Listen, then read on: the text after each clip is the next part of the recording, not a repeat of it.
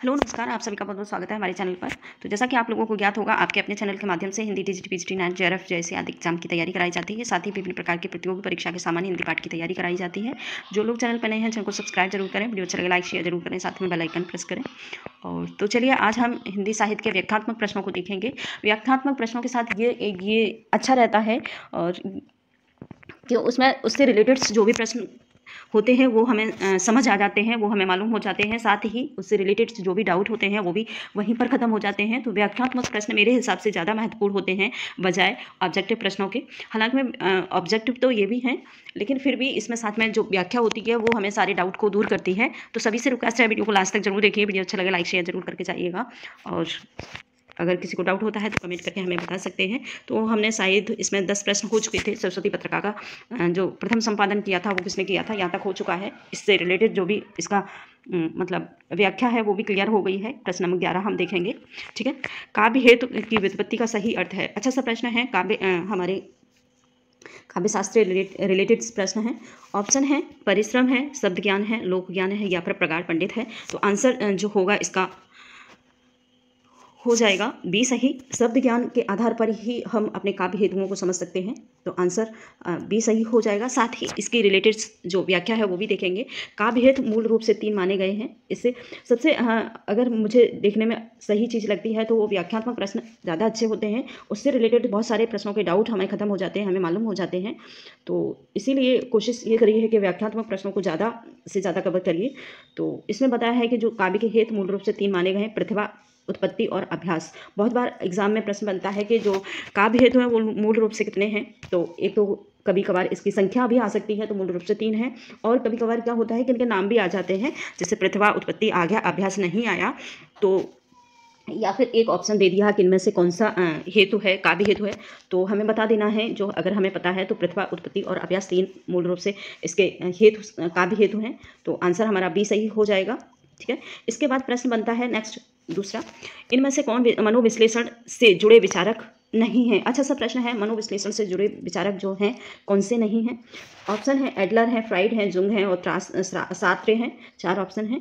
तो आंसर जो होगा डी सही हो जाएगा। सात्रे ही एकमात्र ऐसे कवि हैं जो इससे जुड़े मनोविश्लेषण से नहीं जुड़े हैं, ठीक है। और सात्रे ये कीर्तगार्थ आदि विद्वान हैं, ठीक है। और ये तीनों ही जुंग हैं, एडलर हैं, फ्राइड हैं, ये तीनों ही मूल रूप से मनोविश्लेषणवादी विचारक रहे हैं, अस्तित्ववाद। और जो सात्रे हैं वो है एक अस्तित्ववादी विचारक हैं। ये भी पता चल गया कि जो सात्रे हैं वो किस प्रकार के हैं। तो ये है एक अस्तित्ववादी विचारक हैं सात्रे। इसके बाद प्रश्न बनता है काव्य गुणों की प्रतिष्ठापक आचार्य हैं। अच्छा सा प्रश्न है कि काव्य गुणों पर सबसे ज़्यादा जो पकड़ है वो किसकी है। ऑप्शन है रुद्रट है, दंडी है, वामन है और अपदीक्षित हैं। 4 ऑप्शन है।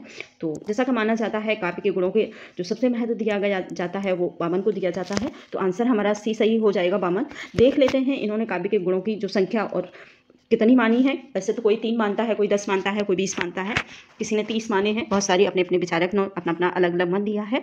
तो अब बात है वामन की, तो वामन को देखते हैं वामन ने कुल कितने काव्य के गुण माने हैं। ऑप्शन जो आंसर हमारा सी सही हो जाएगा, वामन, ठीक है। वामन ने ही प्रतिष्ठापक हैं काव्य के गुणों के। और देखते हैं इसकी व्याख्या। काव्य गुणों के प्रतिष्ठापक आचार्य वामन हैं। वामन ने गुणों को 2 भागों में बांटा, शब्द गुण और अर्थ गुण, ठीक है। ये भी पता चल गया। साथ ही विभक्ति करके गुणों की जो कुल संख्या 20 मानी है। भरत मुनि ने 10 मानी है काव्य के गुणों की।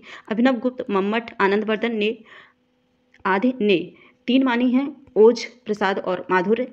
ये भी पता चल गया कि जो 3 किसने मानी है। वैसे महत्वपूर्ण जो प्रश्न बनता है वो काव्य के 3 गुणों ही ज़्यादा पूछे जाते हैं, लेकिन इससे पिछली वाली जो एग्जाम हुई थी 2021 में, उसमें वामन के ही पूछे गए थे। वामन ने कुल कितने काव्य के गुण माने हैं, तो टोटल 20 माने हैं। तो आंसर हमारा फर्स्ट सही हो जाएगा।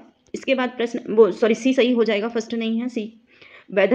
वेदांग भंगी भड़ित किसका सूत्र है। अच्छा सा प्रश्न है, वेदांग भंगी भड़ित। ऑप्शन है कुंतक है, भोज है और राजशेखर है, पंडित जगन्नाथ हैं। 4 ऑप्शन है, ठीक है। तो आंसर जो होगा इसका ए सही हो जाएगा। कुंतक के द्वारा ही ये प्रमुख जो सूत्र दिया गया है वेदांग भंगी भड़ित, तो कुंतक के द्वारा है। अशोध निर्दोष गुणात्मक गुणवक्ता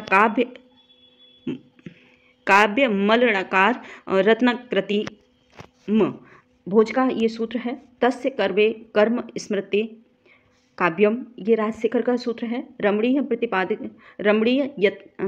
रमणीयार्थ प्रतिपादकः शब्द काव्यम ये जगन्नाथ का प्रमुख सूत्र है। तो ये 4 इनको पंक्तियाँ भी बोल सकते हैं, सूक्तियाँ भी बोल सकते हैं। सूक्तियाँ भी बहुत आती हैं, प्रमुख सूक्ति किसकी है। तो इसी आधार पर सबको चारों ही याद करना है। इसके बाद प्रश्न है हठयोग का प्रभाव निम्नलिखित में से किस कवि में किस पर पड़ा है। निम्नलिखित में से कवियों में से किस पर पड़ा है हठयोग जो पड़ा है वो किस पर है। ऑप्शन है स्वयंभू हैं, घाघभट्टरी हैं, दूसरा है गोरखनाथ हैं, अदहमाण हैं। 4 ऑप्शन है, तो आंसर जो है सी सही हो जाएगा। हठयोग मूल रूप से नाथ संप्रदाय से रिलेटेड है और नाथ संप्रदाय में गोरखनाथ अपना एक महत्वपूर्ण भूमिका निभाते हैं। तो आंसर हमारा सी सही हो जाएगा। और देख लेते हैं इसकी व्याख्या। नाथ संप्रदाय का मूल बौद्ध की वज्र शाखा है। बौद्ध सिद्धों में उत्पत्ति विकार के विरोध स्वरूप गोरखनाथ ने पतंजलि के उच्च लक्ष्य ईश्वर प्राप्ति को लेकर हठयोग का प्रतिपादन किया था। ठीक है, 6 चक्रों वाला योग मार्ग चलाना और नाथ पंथ की स्थापना की। नाथ पंथ का प्रचार प्रसार भारत के पश्चिमी भागों में मुख्यतः राजपूताना और पंजाब में था। ये भी पता चल गया कि जो हठ योग का जो प्रचार प्रसार था वो भारत के किस क्षेत्र में था। तो ये पश्चिमी क्षेत्र में था, जहाँ पर राजस्थानी और पंजाब, राजपूताना और पंजाब के जो एरियाज थे उसमें इसका प्रसार हुआ था। साथ ही ये 6 चक्रों वाला जो इनकी योग साधना थी उसका भी इसमें उल्लेख हुआ है। तो ये भी हमारा क्लियर हो गया है। इसके बाद प्रश्न बनता है आचार्य रामचंद्र शुक्ल द्वारा स्थापित सिद्धांत नहीं है, उनके द्वारा जो सिद्धांत बनाए हैं वो कौन सा नहीं है। विसंगति बोध है, नहीं पूछा है, तो ये हमको याद बताना है कि कौन सा नहीं है। ठीक है, लोक मंगल की साधनावस्था, हृदय की मुक्तावस्था, विरुद्ध का सामंजस्य, 4 ऑप्शन है।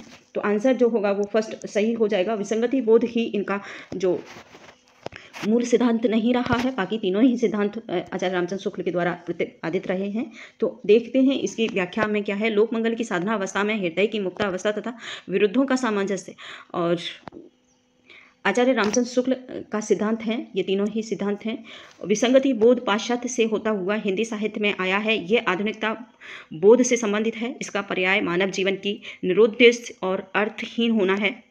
आधुनिक रचनाकार के अनुसार मानव के पैदा होने, जीवित जीने और मर जाने में कोई संगति नहीं है, सब कुछ विमेल तथा बेमानी है।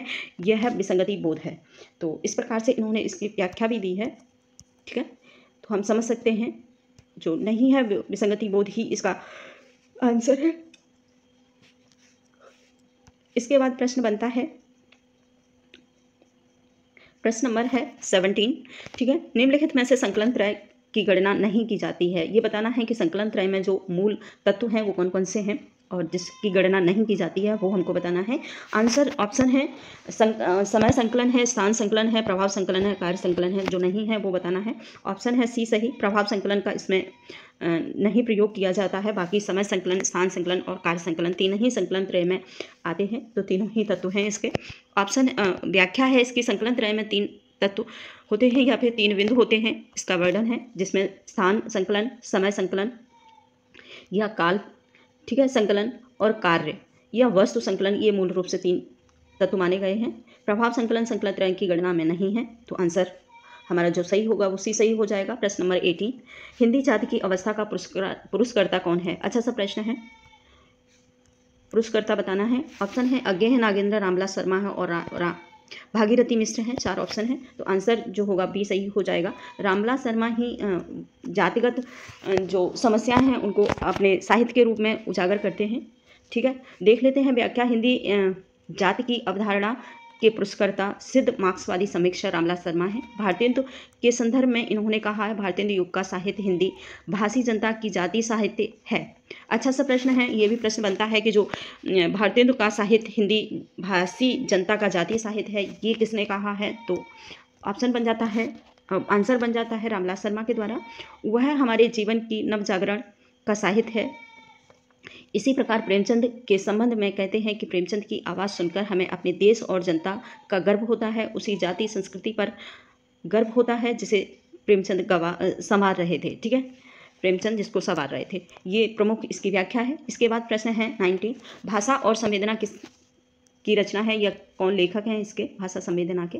ऑप्शन है जगदीश चंद्र हैं, रामस्वरूप चतुर्वेदी हैं, रमेश चंद्र शाह है और विजयदेव नारायण साई है, 4 ऑप्शन है। तो आंसर हमारा बी सही हो जाएगा। रामस्वरूप चतुर्वेदी के द्वारा ही प्रमुख रचना लिखी गई है भाषा और संवेदना, तो इसका जो आंसर होगा वो बी सही हो जाएगा। देखते हैं इसकी व्याख्या में क्या है। व्याख्या है, रामस्वरूप चतुर्वेदी ने काव्य भाषा की सृजनात्मकता को केंद्र में रखकर समीक्षा की है।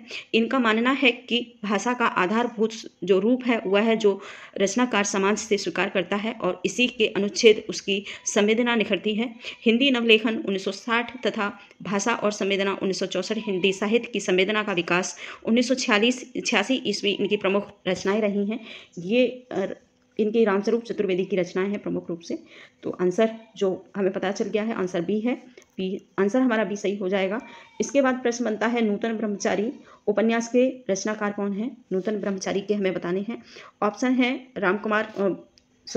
राधा कृष्णदास, बालकृष्ण भट्ट, राम ठाकुर जगमोहन सिंह लज्जाराम, 4 ऑप्शन हैं। तो हमें पता है कि नूतन ब्रह्मचारी किसकी रचना है, तो आंसर हमारा सी सही हो जाएगा।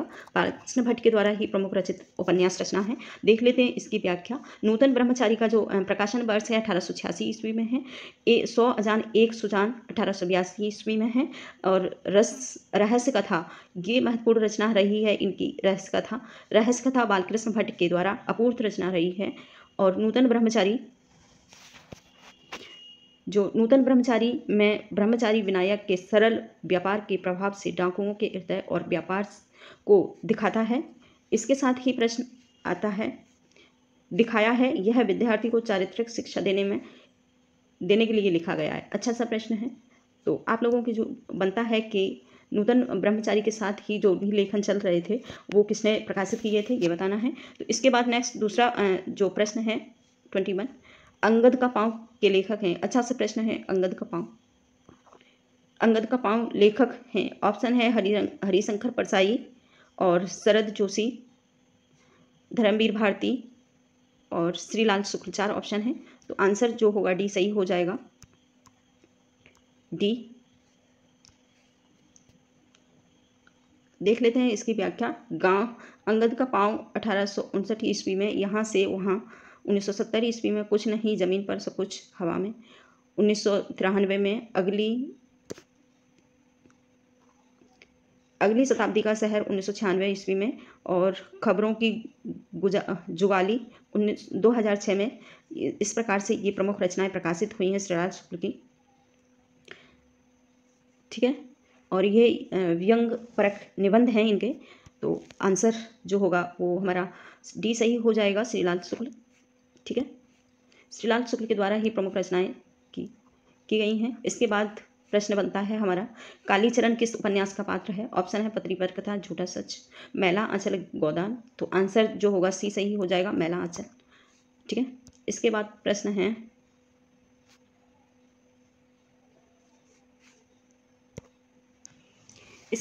है हमारा, कालीचरण किस उपन्यास का पात्र है? अच्छा सा प्रश्न है, कालीचरण किस उपन्यास का पात्र है ये बताना है हमको। और ऑप्शन है पत्री परिकथा, झूठा सच, मैला आंचल, गोदान, 4 ऑप्शन है। तो आंसर जो होगा सी सही हो जाएगा, मैला आंचल। मैला आंचल के आधार पर ही पत्री परिकथा रेणु के द्वारा लिखित है ये प्रमुख रचना है। ठीक है, और